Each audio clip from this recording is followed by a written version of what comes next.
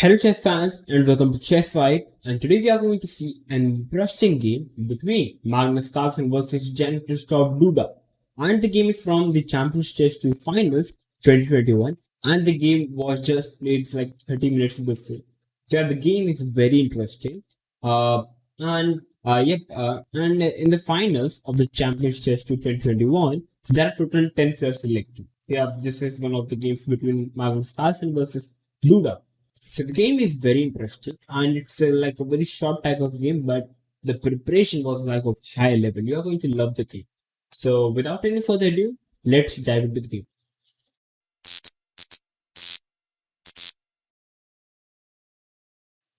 So Magnus Carlsen with the white pieces and Duda Jan-Krzysztof with the black pieces. So let's check it out the game very fast. So Magnus with the white pieces started the game with 1d4. And Duda replied with knight f6, and we have the Queen's Gambit. After d5, here white is having like many thousands of games have been played in this position, and white usually continues the game with knight f3, perhaps even bishop g5, perhaps even e3, or perhaps even bishop to f4. But okay, Magnus decided to capture the pawn on d5. Yeah, so he wants to keep the position not complicated, but he wants to keep the position very simple. Yeah, that's why he just went for the exchange variation. So after c into d5, here the usual reply for black is to capture with the e pawn. But what Duda done was he captured the d5 pawn by knight. And after knight into d5, the line is saying that okay, white plays e4, and after e4, there comes knight into c3, b into c3, and black plays c5. So white is having basically a nice pawn structure in the center. And okay, black tries to destroy the structure by playing knight c6, creating pressure on the pawn on center points. So this is the line. But Magnus didn't go for this e4 line, but he went for this knight f3. So he wants to keep the position as simple as possible. It seems like.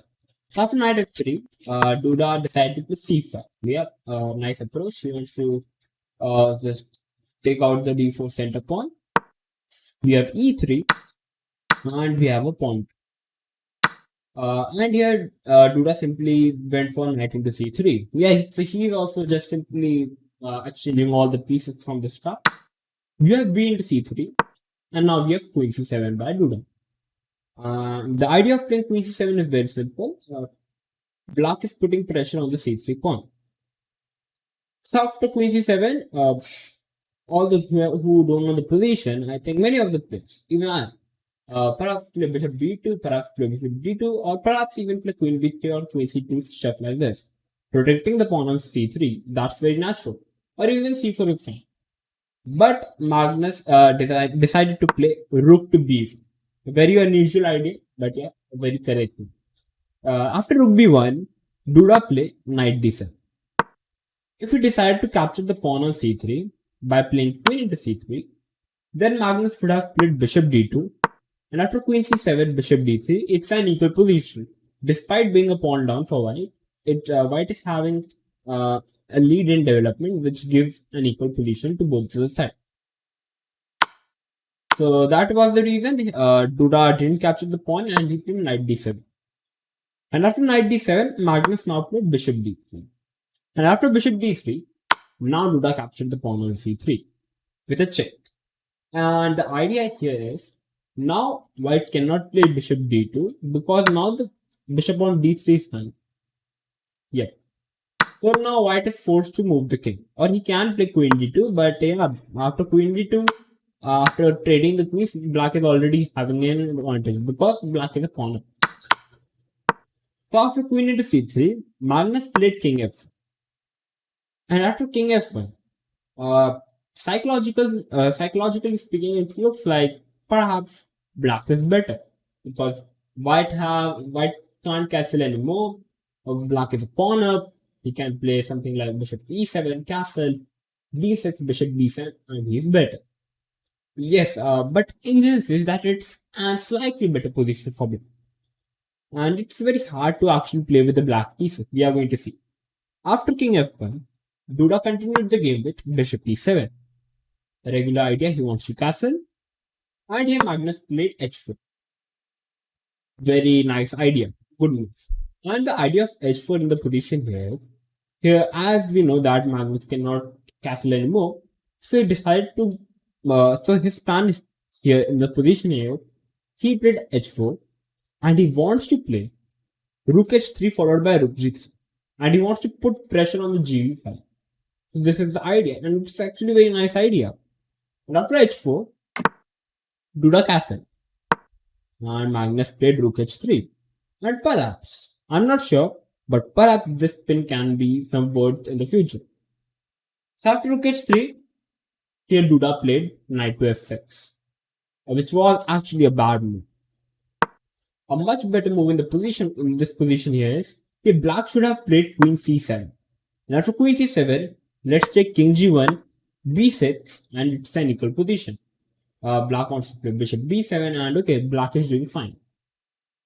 But at the place of queen c7, Duda played knight f6.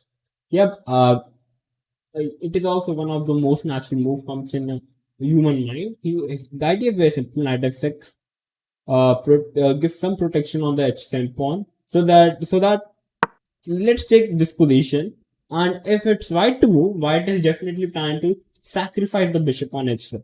The king cannot capture because after knight g5 check, the queen is hanging on c3. Let's take a random move like a6. Now comes the strong move, bishop into h7 check. King cannot capture because after knight g5 check, bishop into g5, black loses the queen, and it's game over. That is the reason he played knight f6, protecting the pawn, and Magnus played knight e5. Now he's planning to capture the pawn on h7 with a check, and he wants to capture the queen. So Duda just came back with the queen by playing queen f5, and Magnus played rook to g3. So he's simply putting pressure on the g5. So after rook g3, Duda played king h8. A very natural move in the position. The idea is very simple. Duda wants to play rook g8 at some point. Definitely not now because knight into f7 is a checkmate. But yeah, definitely a plan.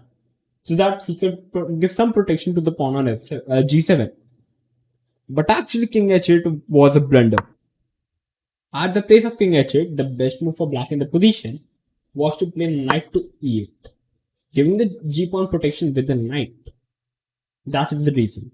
And after knight e8, let's take the move king g1 and f6, bishop h6. And after bishop h6, definitely white is better in the position because it's just see the white pieces. Yeah, white pieces are just completely attacking, and yeah, there is no scope for black to survive. It's already very hard for black to continue the game. It's already +2 according to him.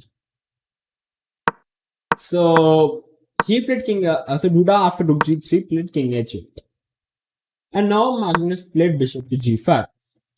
Idea is very simple. He wants to perhaps trade the knight for the bishop, and he wants to jump up with the queen by playing queen h5.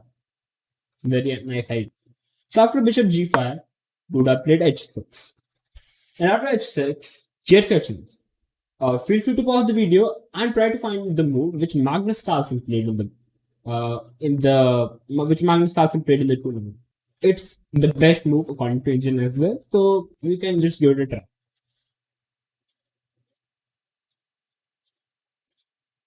So okay, so I'm going to reveal the answer. After h6, if you try to capture the knight on f6, after bishop into f6, it's actually already an equal position. Actually, there is one move which wins for white in the position, which is rook to b5. Yep, very unusual idea.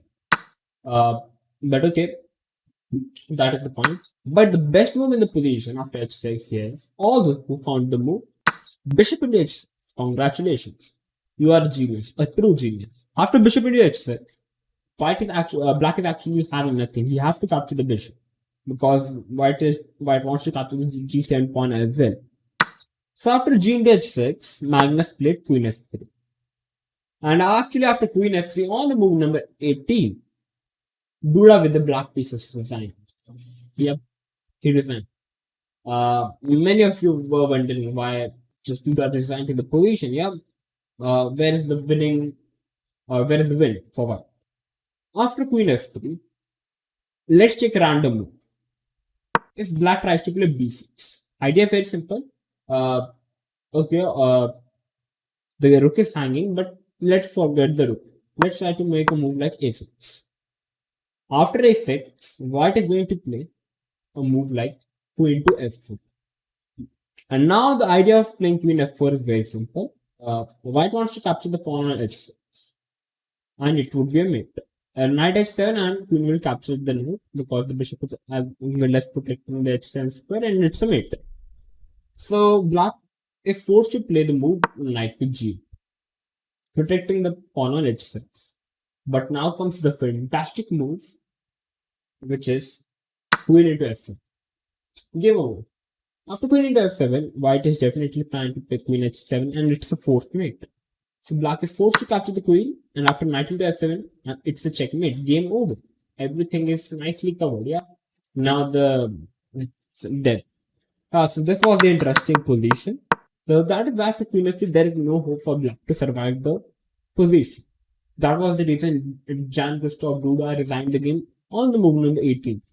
It was a very dirty preparation by Magnus Carlsen. Yeah, he simply just crushed Duda.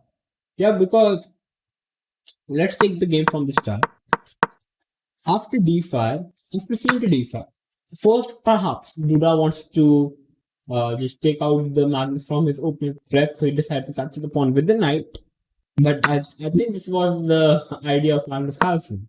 He played knight f3, and yeah, after that he just crushed Duda. Yep, nice game by Magnus Carlsen. So the first game between Magnus Carlsen and Jan-Krzysztof Duda was won by Magnus Carlsen. So now the second round is just going on. Perhaps I'm going to upload the next video tomorrow. So till then, stay tuned and keep watching Chess Fights. So, but wait a second. Before leaving, make sure to like the video and subscribe to the channel, because yeah, subscribing the channel gives me motivation. And definitely don't forget to share the video with your friends and family members. So thank you for watching, and bye.